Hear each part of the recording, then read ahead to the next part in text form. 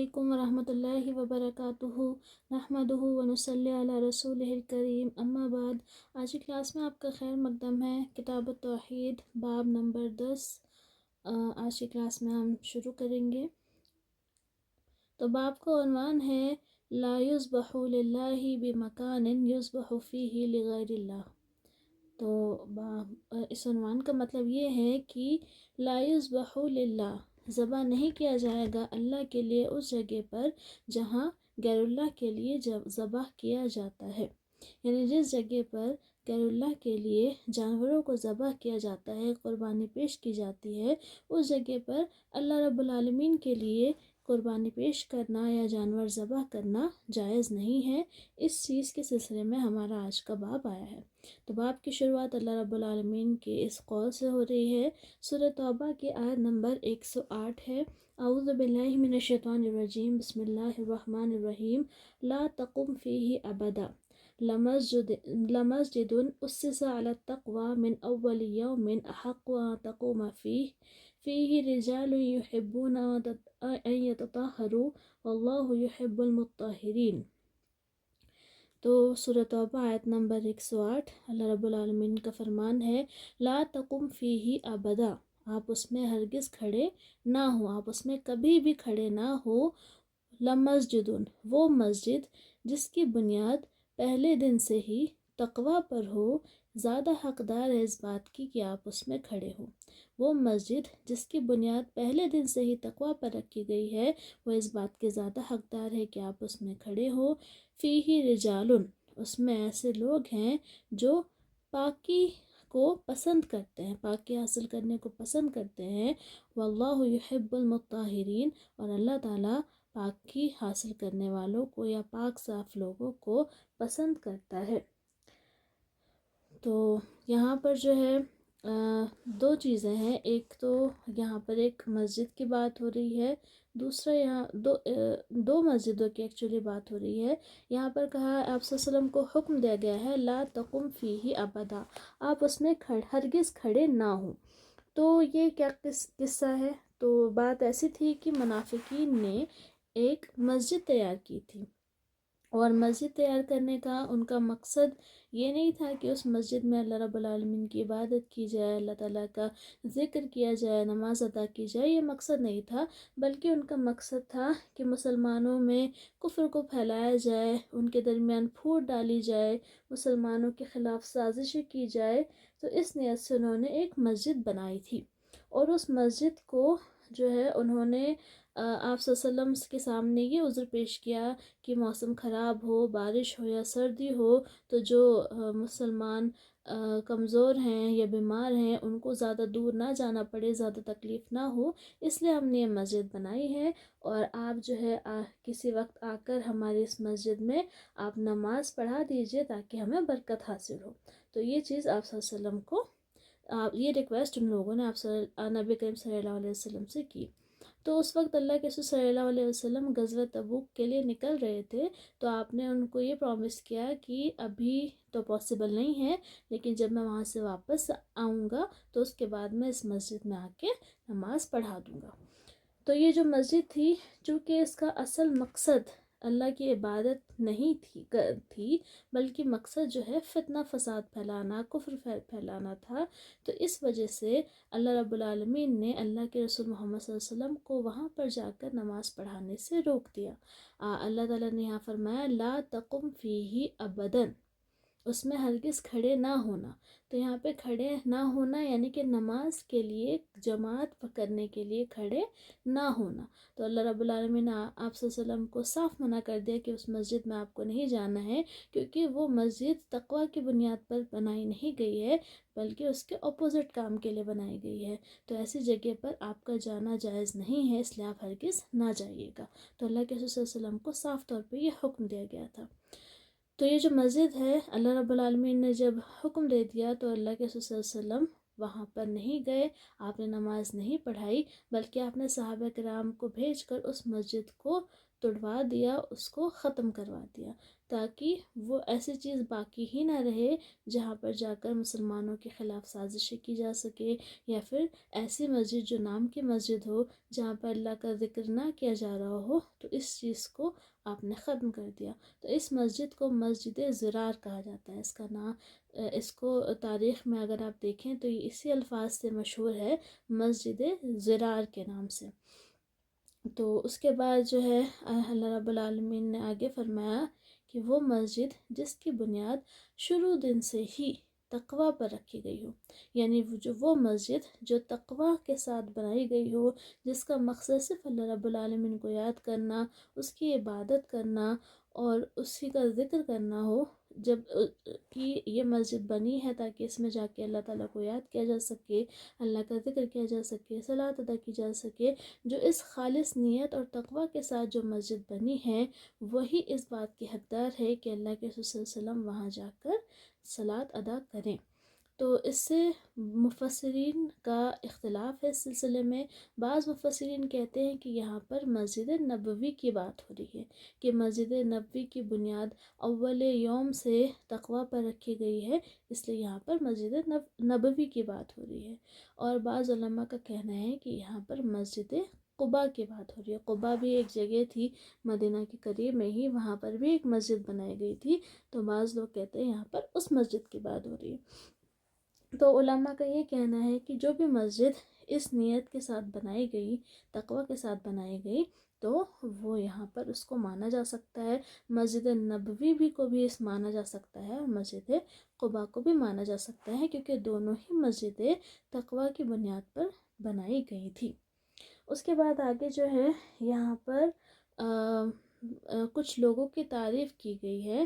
تو کون لوگ تھے یہ، ان کے بارے میں حدیث میں آتا ہے کہ اس سے اہل قباء مراد ہیں، یعنی قباء جو علاقہ تھا وہاں پر رہنے والے جو لوگ تھے، یہاں پر وہ لوگ مراد ہیں کہ قباء فیہ، اس میں یعنی کہ قباء میں ایسے آدمی ہیں جو پاکی حاصل کرنے کو پسند کرتے ہیں، اور اللہ رب العالمین پاکی حاصل کرنے والوں کو پسند کرتا ہے، یعنی اللہ رب العالمین ان لوگوں کو یعنی اہل قباء کو پسند کرتا ہے۔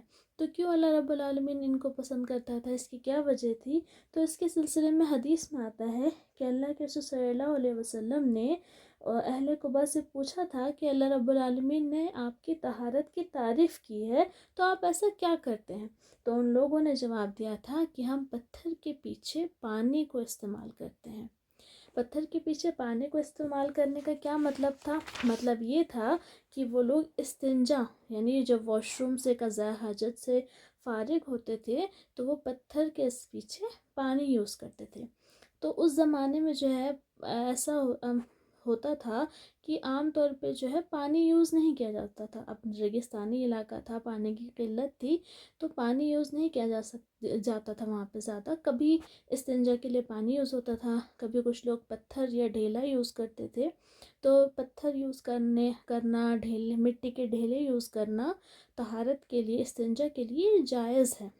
تو اب ڈھیلا سے یہ ہے کہ صاف ہو جاتا ہے ایریا، لیکن جو بات پانی میں ہے وہ بات اس میں نہیں ہے۔ تو قباء کے جو لوگ تھے وہ بہت ایکسٹریم طہارت جو ہے حاصل کرنا چاہتے تھے، اس لیے جب وہ ڈھیلا یوز کر لیتے تھے اس کے بعد پھر وہ پانی یوز کرتے تھے تاکہ اچھے سے صفائی ہو جائے اور ناپاکی ہمارے جسم پر باقی نہ رہے۔ تو ان کی اس پاکی حاصل کرنے کی جو ان کی چاہت تھی، اس چاہت کے اللہ رب العالمین نے یہاں پر تعریف کی ہے۔ تو یہ 3-4 باتیں اس آیت میں تھی۔ ہمارا جو مین اس لیسن سے ریلیٹڈ جو ٹکڑا ہے اس آیت کا، وہ ہے لا تقم فیہ ابداً، اس میں ہرگز کھڑے آپ نہ ہو۔ تو اس چیز کو آپ یاد رکھیے گا۔ اس کے بعد آگے کی حدیث ہے اس کی طرف ہم بڑھ جاتے ہیں۔ تو حدیث میں ان ثابت ابن الضحاک رضی اللہ عنہ قال نظر رجل ان ينحر ابلا ببوانہ فسأل النبي صلی اللہ علیہ وسلم فقال هل كان فيها وثن من اوثان الجاہلیۃ يعبد؟ قالوا لا۔ قال فهل كان فيها عيد من أعيادهم؟ قالوا لا۔ فقال رسول الله صلی اللہ علیہ وسلم اوفی بنذرک فإنه لا وفاء لنذر في معصية الله ولا فيما لا يملك ابن آدم، رواہ ابو داود واسنادہ علی شرطہما۔ تو ثابت بن ضحاک رضی اللہ عنہ روایت کرتے ہیں، کہتے ہیں کہ نظر رجل، ایک آدمی نے نظر مانی بوانا میں اونٹ کو نحر کرنے کی، ایک آدمی نے بوانا میں اونٹ قربان کرنے کی نظر مانی۔ بوانا یہ ایک جگہ ہے جو مدینہ کے مکہ کے کچھ قریبی کہتے ہیں، اس کے بارے میں کہا جاتا ہے کہ مکہ کا کچھ نچلا حصہ یا اس کے اطراف کا کوئی حصہ تھا۔ بہرحال ان شارٹ ایک جگہ ہے بوانا۔ تو ایک آدمی نے یہ نظر مانی کہ میں بوانا میں جا کر ایک اونٹ کو ذبح کروں گا۔ فسأل نبی صلی اللہ علیہ وسلم، تو اس نے اس بارے میں اللہ کے رسول صلی اللہ علیہ وسلم سے پوچھا کہ میں نے یہ نظر مانی ہے تو کیا یہ نظر پوری کرنا جائز ہے یا جائز نہیں ہے؟ فقال، تو آپ نے فرمایا، هل كان فيها وثن من اوثان الجاہلیت یعبد، کیا اس میں زمانہ جاہلیت کے بتوں میں سے کوئی بت ہے، یعبد جس کو پوجا جائے، کیا اس میں زمانہ جاہلیت کے بتوں میں سے کوئی بت پوجا جاتا تھا؟ قالوا لا، تو لوگوں نے کہا کہ نہیں۔ قال، تو پھر آپ نے کہا، هل كان فيها عید من اعیادهم، کیا اس میں ان لوگوں کی عیدوں میں سے کوئی عید ہوتی تھی؟ قالوا لا، تو لوگوں نے کہا نہیں۔ فقال رسول اللہ صلی اللہ علیہ وسلم، تو اللہ کے رسول صلی اللہ علیہ وسلم نے فرمایا، اوفی بنذرک، تم اپنی نظر کو پوری کرو۔ فإنه لا وفاء لنذر فی معصیۃ اللہ، کیونکہ اللہ تعالیٰ کی نافرمانی میں کوئی نظر پوری نہیں کی جائے گی۔ ولا فیما لا یملک ابن آدم، اور نہ ہی وہ پوری نظر پوری کی جائے گی جس کا ابن آدم مالک نہ ہو، یعنی جس کی ابن آدم استطاعت نہ رکھتا ہو۔ رواہ ابو داود، اس حدیث کو ابو داود نے روایت کیا ہے، واسنادہ علی شرطہما، اور اس کی سند ان دونوں کی شرط پر ہے۔ تو بیسکلی ایک آدمی نے نظر مانی تھی کہ میں بوانا میں جا کر اونٹ کو قربان کروں گا، تو پھر اس کے بعد میں آپ صلی اللہ علیہ وسلم سے اس نے پوچھا کہ کیا یہ نظر ماننا صحیح ہے یا صحیح نہیں ہے؟ تو نبی صلی اللہ علیہ وسلم نے مزید وضاحت یہاں پر طلب کی، ایکسٹرا ڈیٹیلز پوچھی تاکہ بات اچھے سمجھ میں آ جائے اور صحیح جواب دیا جا سکے اس مسئلے کا۔ تو پہلا سوال آپ کا کیا تھا کہ زمانہ جاہلیت کے بتوں میں سے کوئی بت وہاں پر پوجا جاتا تھا؟ تو لوگوں نے بتایا کہ نہیں، ایسی کوئی بات نہیں ہے، وہاں پہ کوئی بت پوجا نہیں جاتا تھا۔ پھر آپ نے پوچھا کہ کیا وہاں پر کوئی عید منائی جاتی ہے؟ عید سے آپ سمجھ لیجئے کوئی میلہ لگایا جاتا ہے، کوئی عرس وہاں پہ لگتا ہے؟ تو لوگوں نے کہا نہیں، یہ بات بھی نہیں ہے۔ تو آپ صلی اللہ علیہ وسلم نے اس آدمی کو وہاں پہ جا کے اپنی نظر پوری کرنے کی اجازت دے دی۔ اس کے بعد آپ نے فرمایا کہ اللہ تعالیٰ کی معصیت میں کوئی نظر پوری نہیں کی جائے گی، یعنی کسی آدمی نے اگر ایسی نظر مانی ہے جس کو کرنے پر اللہ تعالیٰ کی نافرمانی ہو رہی ہے تو پھر اس نظر کو پورا نہیں کیا جائے گا۔ اور ایسے ہی کوئی ایسی نظر مانی ہے جس کی انسان کے اندر طاقت ہی نہیں ہے، جو انسان کے اختیار میں ہی نہیں ہے، تو وہ نظر بھی پوری کرنا ضروری نہیں ہے۔ تو یہاں پر مین بات یہ ہے کہ آپ صلی اللہ علیہ وسلم نے کیوں پوچھا کہ کوئی بت وہاں پر زمانہ جاہلیت کے بتوں میں سے کوئی بت ہے وہاں پر؟ یہ اس لیے پوچھا آپ نے کہ اگر وہ بوانا ایسی جگہ ہوتی جہاں پر زمانہ جاہلیت کے بتوں میں سے کوئی بت تھا تو پھر وہاں پر جانور ذبح کرنا جائز نہ ہوتا۔ تو وہ جگہ جہاں پر آلریڈی غیر اللہ کے لیے لوگ کام کر رہے ہیں، غیر اللہ کے لیے جانور ذبح کر رہے ہیں، غیر اللہ کی عبادت کر رہے ہیں، وہاں پر جا کر اپنے دین کا کوئی کام کرنا جائز نہیں ہے۔ تو اگر کوئی انسان ایسی نیت کرے کہ ایسی نظر مانے جس نظر میں وہ ایسا کام کر رہا ہو جو کام اللہ تعالیٰ کی نافرمانی پر مشتمل ہے یا شرک اور کفر پر مشتمل ہے، تو وہ کام کرنا جائز نہیں ہے، وہ نظر پوری کرنا جائز نہیں ہے۔ تو بیسکلی یہاں پر لا تقم فیہ ابدا، وہاں پر آپ کھڑے نہ ہوں۔ تو اس آیت آپ صلی اللہ علیہ وسلم نے مسجد ضرار میں جا کے نماز پڑھانے کا وعدہ کیا تھا، لیکن یہ وعدہ اللہ تعالیٰ کی نافرمانی کے کام پر مشتمل ہو رہا تھا، کیونکہ وہ مسجد بیسیکلی اللہ تعالیٰ کی نافرمانی کے لیے، کفر و شرک کے لیے بنائی گئی تھی۔ تو وہاں پر جانا یعنی کفر و شرک کو پروموٹ کرنا، اللہ تعالیٰ کی نافرمانی کو پروموٹ کرنا، اور یہ چیز اللہ رب العالمین کی پسند کے خلاف تھی۔ تو اس لیے یہاں پر آپ صلی اللہ علیہ وسلم کو اس کے لیے منع کیا گیا۔ تو آپ نے جو وہاں پر نماز پڑھنے کا وعدہ کیا تھا، وہ وعدہ آپ نے پورا نہیں کیا، لیکن اس میں کوئی گناہ، کوئی قباحت نہیں ہوئی۔ کیوں؟ کیونکہ یہ وعدہ پورا کرنا اللہ تعالیٰ کی نافرمانی کے کام پر مشتمل تھا، اور اللہ تعالیٰ کی نافرمانی میں کوئی وعدہ پورا کرنا جائز نہیں ہے۔ تو اس لیے آپ صلی اللہ علیہ وسلم نے یہ وعدہ پورا نہیں کیا۔ ایسے ہی اگر کسی انسان نے یہ نظر مانی ہے کہ وہ کسی ایسی جگہ پر جا کر قربانی پیش کرے گا جس جگہ پر غیر اللہ کے لیے لوگ قربانی پیش کرتے ہیں، یا غیر اللہ کو پوجتے ہیں، یا وہاں پر زمانہ جاہلیت میں کوئی بت تھا، تو ایسی جگہ پہ جا کر ہم دین کا کوئی کام کریں گے تو یہ جائز نہیں ہوگا، کیونکہ ہمارا وہ کام پھر اللہ رب العالمین کے لیے نہیں ہوگا، وہ پھر اس بت کے ساتھ جڑ جائے گا، اس غیر اللہ کے ساتھ جڑ جائے گا، اور پھر وہ اللہ رب العالمین کے لیے نہیں رہے گا۔ اس لیے ایسی جگہ پر جا کر نظر پوری کرنا جائز نہیں ہے۔ تو ہمارے سبق سے پتہ چلتا ہے کہ ہر وہ کام جو سب سے پہلی بات یہ ہے کہ کوئی ایسی جگہ جہاں پر غیر اللہ کو پوجا جا رہا ہو یا اس کے لیے نظر و نیاز کی جا رہی ہو، وہاں پر ہم جا کر اللہ رب العالمین کے لیے نظر و نیاز کریں تو یہ جائز نہیں ہے۔ بہت ساری درگاہیں ہیں جہاں پر لوگ جاتے ہیں اور وہاں پر نظر و نیاز پیش کرتے ہیں، اور یہ کہتے ہیں کہ ہم تو اللہ رب العالمین کے لیے دے رہے ہیں، ہم اس قبر والے کے لیے یا اس پیر فقیر کے لیے نہیں دے رہے ہیں، یہ صرف اللہ تعالیٰ کے لیے ہے۔ تو ان کا یہ کہنا جائز نہیں ہوگا، اور جو وہ نظر و نیاز وہاں پیش کر رہے ہیں وہ بھی جائز نہیں ہوگی۔ کیوں؟ کیونکہ غیر اللہ کے لیے جہاں پر کام ہوتا ہے وہاں پر جا کر آپ اللہ کے لیے کام نہیں کر سکتے۔ دوسرا یہاں پر پتہ چلتا ہے کہ اگر کوئی ایسی جگہ ہے جہاں پر غیر اللہ کے عرس لگائے جاتے ہیں، یا پھر جہاں میلے لگائے جاتے ہیں، اور وہاں پہ جا کر ہم اللہ تعالیٰ کے لیے کوئی کام کرنا چاہیں، تو یا پھر ہم نظر مانے کہ ہم وہاں جائیں گے تو یہ جائز نہیں ہے۔ تو جیسے آج کل لوگ اجمیر جانے کی نظر مانتے ہیں، وہاں پر چادر چڑھانے کی نظر مانتے ہیں، وہاں پہ دیگی چڑھانے کی نظر مانتے ہیں، اور کہتے ہیں کہ یہ تو ہم اللہ کے لیے کر رہے ہیں، یہ غیر اللہ کے لیے نہیں ہے، تو ان کا یہ کام جائز نہیں ہے۔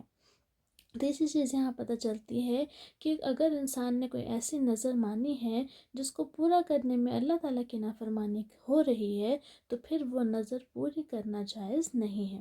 ایسے ہی انسان نے اگر کوئی ایسی نظر مانی ہے جس کی انسان کو طاقت ہی نہیں ہے، مان لیجیے کسی انسان نے یہ نظر مانی ہے کہ وہ ایک اونٹ ذبح کرے گا، اور جبکہ وہ اتنا غریب ہے کہ اس کے پاس 2 وقت کی روٹی ہی نہیں ہے، تو اس ایسے فقیر غریب انسان کے لیے ایک اونٹ ذبح کرنا کیسے پاسبل ہو سکتا ہے؟ تو اگر کوئی ایسی نیت مان رہا ہے انسان جس کی اس میں طاقت ہی نہیں ہے، جو کسی بھی طرح اس کے لیے پاسبل ہی نہیں ہے، تو پھر اس کے لیے ایسی نظر ماننا جائز نہیں ہے۔